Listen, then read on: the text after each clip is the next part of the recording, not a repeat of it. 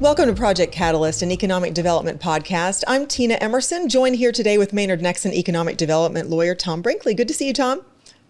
Good morning, Tina. How are you this morning? Doing great. Well, with us today, we have John Driscoll. He's the Director and Chief Executive Officer of the Alabama Port Authority, which is playing a key role in the economic growth of Alabama under John's leadership. John has a proven track record of delivering revenue growth, attracting funding, and improving profitability as the expert negotiator and global business leader.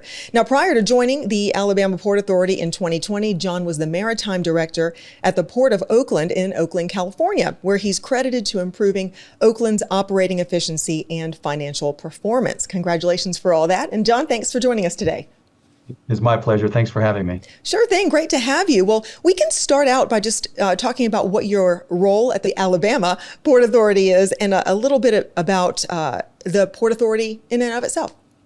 Sure. No, thank you. Appreciate it. It's an honor to be here with you all today and talk a little bit about the port and what we do. But the Port Authority really oversees not only the Port of Mobile, but the Theodore Ship Channel, Middle Bay, and several other activities. But we're really, we manage a multi-intermodal and logistics operations throughout the state and surrounding states.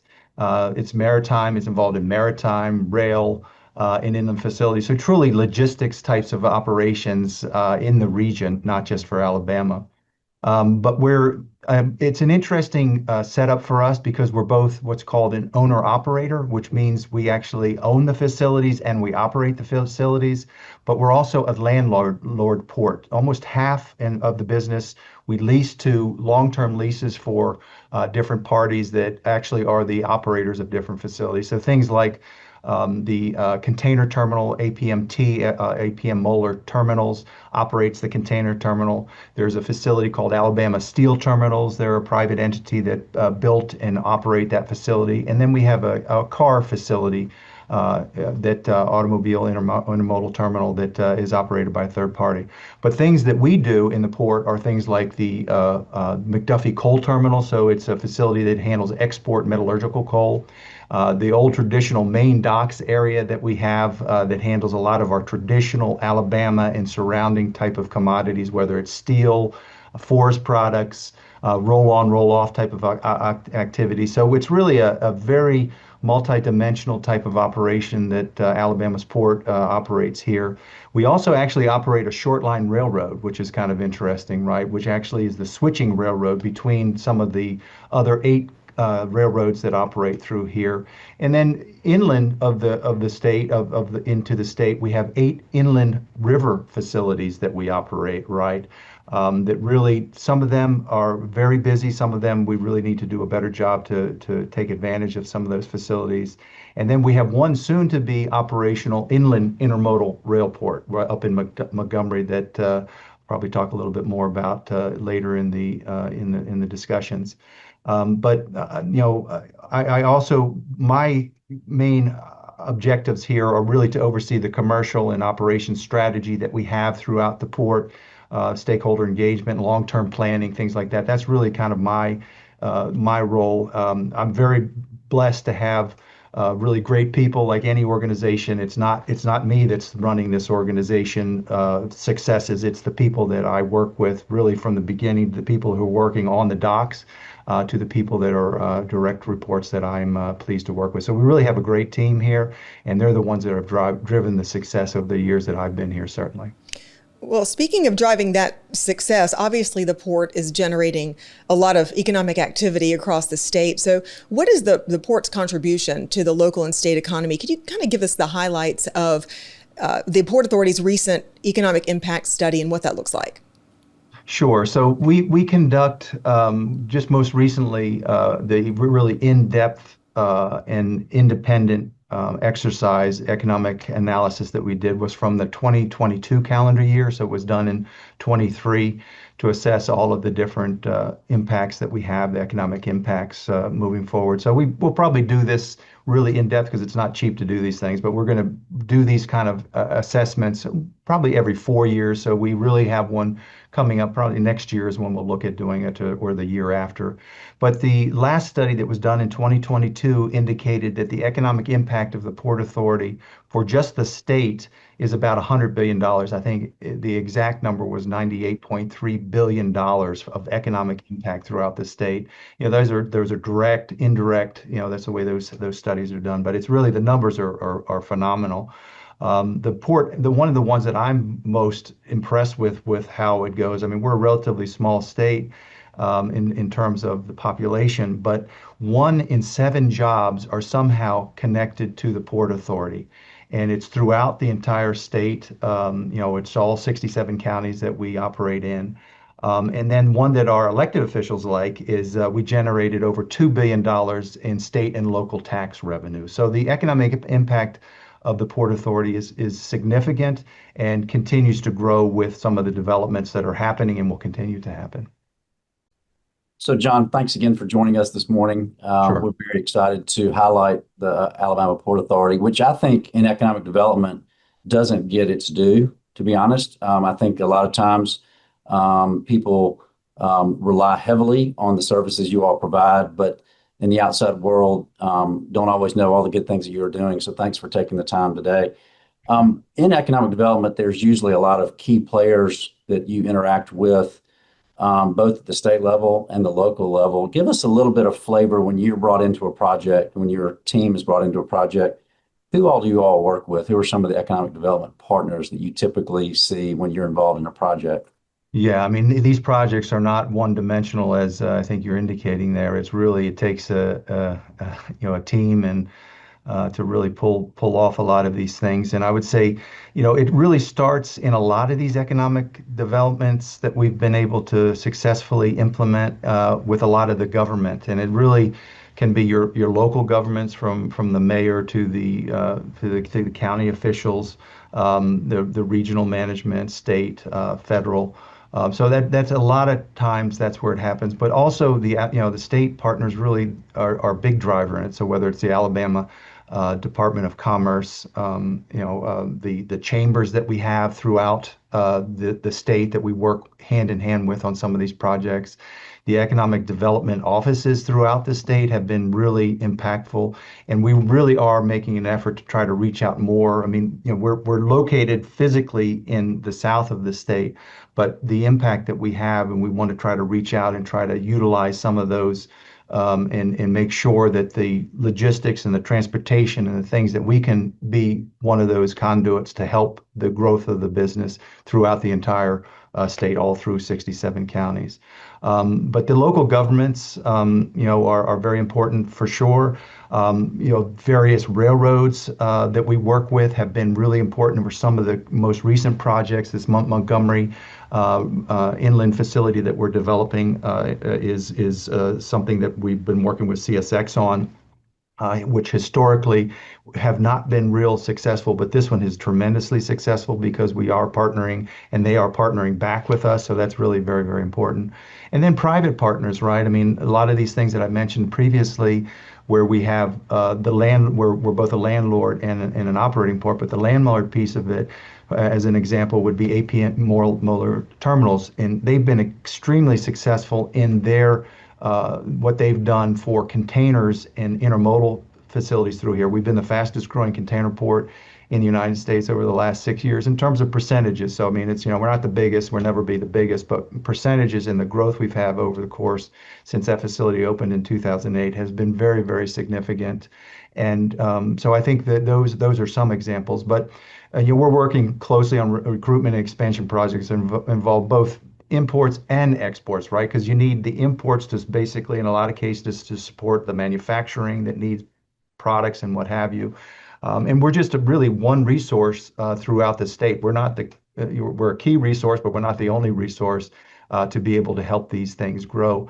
One example that I think is probably pretty emblematic of one successful story that happened years ago before I was here, but the Pinto Island Steel Terminal, it was the ThyssenKrupp facility that I think you probably were involved with even maybe, that's now AM&S up in Calvert, Alabama. That was a purpose-built facility that was a collaboration with the governor's office, the Department of Commerce, the local chambers, the local people, other elected officials here. And that was at the time, I think, one of the largest private investments in the United States. And it's been fairly successful for employing people and producing goods and services that are needed throughout the state. So I think that's just one very good example that happened years ago, but there's many more examples as well. Well, John, we mentioned that you've been there since 2020. What have been some of the favorite projects that you've worked on since you've been there? I know you started during the heart of the COVID pandemic, so I don't know how much that's changed between now and then for the port, but what are some of the most enjoyable things you've worked on? Yeah, no, that's a great question. So I mean, I would say most of the rewarding experiences that I've had been really developing these projects, right, and building things. I mean, that's always the fun thing when you can really put those two together and you have you're working with others to come up with the concept and then being able to find the funding to be able to do these things. So I would say a lot of these development projects, and some of those projects specifically are the deepening and the widening of the Mobile Ship Channel. That's really going to be critical for and impactful for many generations to come. That project is on schedule and on budget and should be completed here just in a short few months in the middle of the summertime. This Montgomery ICTF that I spoke about, the Montgomery port facility that we're doing, is really looking as an extension of the container facility here that will be rail generated. So basically we'll take some trucks off of this interstate system and put it on rail, this structure that's already there. So I think that's going to be very beneficial to the customers in that area. The McDuffie coal terminal modernization, that was a facility that was opened over 50 years ago, and really not sufficient investment had been taking place into that. And that's a very important facility for the businesses, so the coal business in our state that produce some of the finest metallurgical coal. Metallurgical coal is different from thermal coal in that it's actually a product that is needed in the production of steel throughout the world. So it's a very different product than just thermal coal, and we have some of the finest metallurgical coal in the world that is in the ground in Alabama. In this facility, we're investing over $250 million in bringing that old infrastructure up, and we've been working on that. Started in the pandemic, and we've been moving through that, and we should probably in another 2 years be doubling the capacity there and being able to handle that cargo in a much more efficient facility. And then finally, I would say the container terminal expansion. I mean, we're already on phase 4, in the process right now of phase 4 that will allow us to double the capacity there. And we're negotiating currently with APMT on a phase 5. So things are continuing to move very, very quickly, very, very fast. And we're very, very fortunate to be able to have all of these things to really support business and growth in our state. So, John, you've touched on some of the particular sectors and products that move through import and export through Mobile. Give us a little bit more information about how the Port Authority, what products are coming through Mobile, and how that dovetails with the Alabama economy. You touched on forest products and others. Just kind of give us a little bit of insight into how Alabama's economy is fed by your activities. Yeah, sure. So some of them, I mean, a lot of the traditional commodities I've talked a little bit about before have been, and really what drove the port to really start being a port, back, I mean, it dates back to the 1500s of all times. But, I mean, it's forest products is probably one of our most important products throughout the state, why the port was built. So, I mean, it can be lumber products, craft liner board, wood pulp, things associated with that particular segment. Steel is a very, very important product. I mentioned the Pinto terminal that imports slab steel that is imported from Mexico in Brazil, that's being challenged with some of the tariffs, but they're still continuing very, very strongly. And that product is turned into coiled steel that can be used for white goods, for your washer and dryers, refrigerators. It can be turned into automobile structures, parts, and things like that. So steel is a critical component of things that we do. Grains, we have grain facilities here at our facilities here, as in some of the water ports along the river system that we have. So grains are a big component of what we do. Automobiles obviously are an important part of what we're trying to develop even more. We produce a lot of automobiles. I think we're the second largest automobile production state in the United States, and we're looking at trying to do more. We finished a facility back in 22 to handle roll-on, roll-off cars, import and export through the facilities. We're looking at trying to increase some of those, and that's an opportunity for us, certainly. Containers, as I mentioned previously as well, has been a big growth, and containers carry everything from from nuts to bolts to finished products for the big box companies. So the container segment is something that can be for all segments of consumables and things like that. So those are just some of the commodities and some of the segments that we're really focused on. But our port is really multi-dimensional as far as maritime we handle a lot of different products that if you look at some other competitors that we have, port competitors that we have, they don't have the scope of services or the ability to handle a lot of these types of maritime services that we do. So, John, Alabama is blessed to have five Class One railroads, as you know. And tell us a little bit more about the inland port or the intermodal container transfer facility concept. I'm not sure that the average viewer would really understand. They think of a port, they think of the coast, but help us understand inland activity a little bit more logistically, how that feeds with the Mobile facility.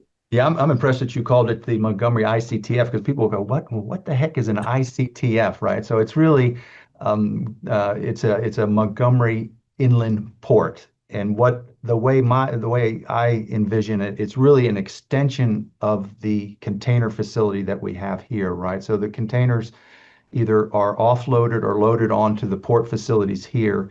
And this facility in Montgomery is really an extension of that. So the concept for the import is as soon as those containers are offloaded, they can be put on rail and every night be transported up to the Montgomery facility and then distributed to really some just-in-time inventory. Hyundai is the main customer and their OEMs that are associated with that. The service area will be about a 100-mile radius, we estimate from there. But it's not just for import. Import is an important piece of it. You need to then have enough cargo to export. And we have a lot of customers in that area, whether it's resins or lumber or other different commodities that then need to go export into containers. So we see this as a real additional benefit for container business that extends the capacity. Because if you look at the container terminals that are on the port, the land and the ability to expand there, while we have some room to grow, it's always cheaper to try to do it elsewhere. The land in other different areas is not as expensive as this deep 50-foot channel that we have. So we're trying to be able to leverage and utilize some of these other concepts and these rails that you talked about, right? We have, the 8 railroads, 5 Class 1 railroads are the largest railroads in the United States that operate here. So it's really something that we see as a real benefit for our customers, and it's really going to be able to utilize something that is a big value that we can offer to our customers. So John, running the Alabama Port Authority, it is a competitive game, kind of from a regional, if not national perspective. Tell us a little bit about some of the ports that Mobile competes with, and really what Mobile and Alabama has that maybe these other ports don't have, and perhaps vice versa. Yeah, so it's a good question. So if the way I look at our competitors, right, is you have the Gulf competitors. So it can be Houston, New Orleans, Tampa. Those are really the key ports. I mean, you also have other ports that are smaller ports that are nearby that are competitors as well. But those are the big ports. And while they're competitive ports, it's a very interesting dynamic. Is we need the Gulf ports to be successful for, if you look at first containers, right? You need the other Gulf ports actually to be successful and to be able to handle these larger and larger ships that are coming through. Because if they're not able to handle these larger ships, A shipping company is looking at where to go if they're going to go to the Gulf ports or East Coast ports to service, this southeast of the United States. They need at least two ports to be able to move their ships, generally three ports to be able to have port calls for these larger ships, because the ships go from 5,000 containers on them to 10,000 to 15,000. You're going to need to be able to go to multiple ports. You can't just go to one port and discharge all your containers and then load back all your containers. That's just not the way it works. You need to go to multiple destinations. So while we have competitive ports in the Gulf, talking about containers, because each commodity is different, I don't look at them as being something that it will hurt us or is negative for us. So we'd like to see successful ports do things successfully, like when we see Houston is widening and deepening their channel, has some money, needs to more funding for that. I think that's a good thing, because then we'll have more opportunity for us selfishly, right? But if you look at really competition, the biggest competition for us, I think, are the East Coast ports. So Savannah and Charleston are the largest, are our biggest competitors. And if you look at just how we're set up, is that they service business to the northern part of our state with rail traffic and even truck traffic. You have the interstate system as well. So this is an area that we really could do a little bit better in how we manage some of that. And it's a big opportunity for us, because those ports are big ports and service some of the businesses that we have in the northern part of the state. So I would say, the biggest disadvantage we have compared to those ports of Charleston and Savannah is they have more European services they call their port. We don't have as many to come through our gateway, because then service the customers in the northern part of our state. So that's their big advantage over what we have. So we're trying to solicit more European services, Mediterranean and North European services into our gateway. Well, John, we have time for one more question, so I will make it a Sure. two-parter. I'm going to consolidate our last two here. Okay. First, your strategic vision for the Port Authority from here on, what would you like to see happen? And then also, what challenges are you seeing and opportunities that you foresee in the near future? Sure. Great. Thank you. So yeah, I mean, vision statements can be um, emblematic or aspirational, which I think ours is certainly. But I would say our vision of the Port Authority in Alabama is to position Alabama really as a leader in global commerce by building, the most efficient, innovative, and reliable ecosystem in the nation. I mean, that's really aspirational, obviously, but I think it's within our reach for sure, and it's in our reach because we have funding, and we've had funding, federal funding, state funding support through a lot of different ways. Where the port is actually in a very good financial situation. You look 6 years ago, we were not in a very solid financial situation with our revenue. So I think all of those things, while it is aspirational and sounds nice, I think that it's certainly within reach for us, in that vision is attainable without a doubt. As far as the biggest challenges, it is the flip side of not having enough money to do some of the infrastructure. I mean, if you look at our facilities, we're coming upon our 100-year anniversary here in a couple of years. And some of the infrastructure is indicative of that. We have piers that date back to the 20s, 30s, and 40s, right? And piers are what ships dock up to, and you need to have those functioning. So we're in process of, we're spending $100 million on one of those piers that dates back to the 20s. That should be finished in a couple of years. But the infrastructure funding is always something that is important. We do bonds on our own. We've been successful with Senator Shelby supporting a lot of the federal grants and funding like that are helping a lot of these projects that are going through.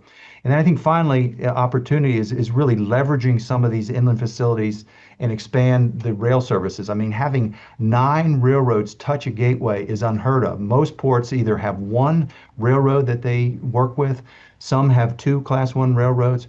We have 5 Class 1 railroads and 4, not including our Class 2 or Class 3. So we want to try to leverage that huge value that we can offer to not only container customers, but bulk customers, liquid bulk, other customers through our gateway. So I think those are really what really going to drive our future moving forward, certainly. Great. Thank you. Well, thank you for being here with us today. We know how busy you are. That's certainly evidenced by the number of projects you referenced in our conversation. So you certainly have a lot to do, but thank you for being with us. We really appreciate it. No, my pleasure. Thank you for having me. It's been a pleasure. John, thank you very much, and look forward to working with you again soon. Sounds good. You all have a good one. Thank you. Thanks so much. We'll see you next time. Project Catalyst, an economic development podcast, is a Maynard Nexon and NP Strategy production. To learn more about the podcast and subscribe, visit thecatalystpod.com or find us on your favorite podcast platform.